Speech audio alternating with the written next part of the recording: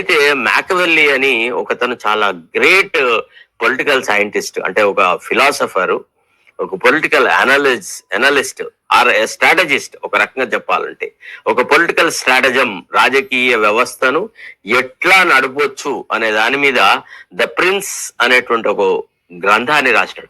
అదే పెద్ద గ్రంథం అనడానికి కూడా వీలేదు, 150 పేజీలు ఉంటది, ఎవరైనా చదవచ్చు. దాన్ని చదవలేని వాడికి రాజకీయమైనటువంటి అవగాహన చాలా తక్కువ ఉంటది.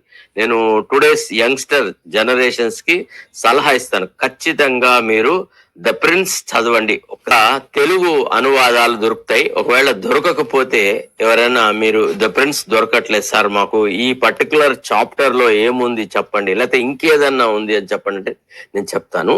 అయితే మ్యాకవెల్లీ ఒక విషయం చెప్పినాడు. ఏమని? ఎప్పుడు ప్రజలు తమను ఏలుతున్నటువంటి రాజులు నిరంకుశత్వంగా పరిపాలిస్తున్నారని, అవినీతి పరులని, అందరినీ సమంగా చూడట్లేదు అనేటువంటి భావనతో ప్రభుత్వాల మార్పుకే కృషి చేస్తారు. ఎక్కడ ప్రజలు కూడా రాజును దైవాంశ సంభూతుడిగా కొలిచిన సందర్భాలు లేదు.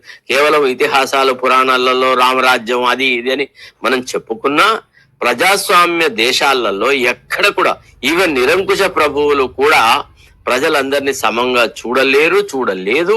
సమాజంలో ఎప్పుడు కూడా ఆటుపోట్లు అనేవి ఉంటూనే ఉంటాయి అన్నమాట.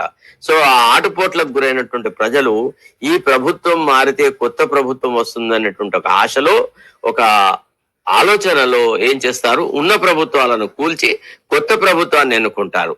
మ్యాకవెల్లీ చెప్పినటువంటి ప్రకారము ప్రజలు ఏ ఉద్దేశాలతో ఉన్న ప్రభుత్వాన్ని కూల్చి కొత్త ప్రభుత్వాన్ని ఏర్పరుస్తారో, ఏర్పరిచిన తర్వాత కొద్ది రోజులకే వాళ్ళు ఒక అవగాహనకు వస్తారు, అరే గత ప్రభుత్వమే బాగుంది కదా, ఈ ప్రభుత్వం కంటే ఆ ప్రభుత్వమే చాలా మేలైంది అనేటువంటి భావనకు వస్తారు. ఎందుకు?